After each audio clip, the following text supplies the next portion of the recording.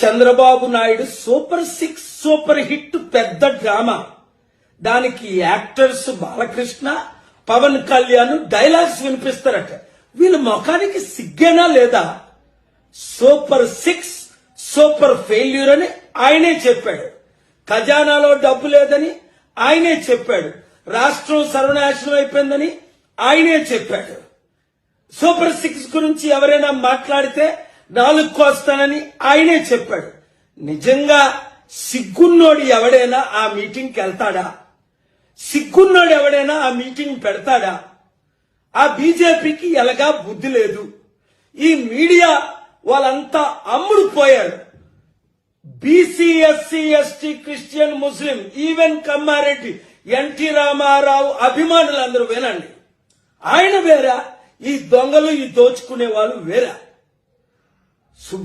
సుగాలి ప్రీతి అని ఉగ్గిపోయాడే. 30,000 మంది మా అమ్మాయిలు మిస్సింగ్ తీసుకొచ్చేస్తానన్నాడే.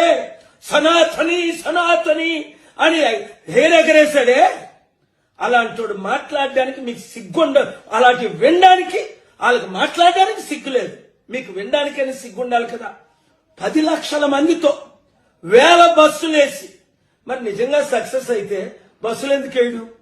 చెప్పించు కొడతారు ఎక్కడికైనా.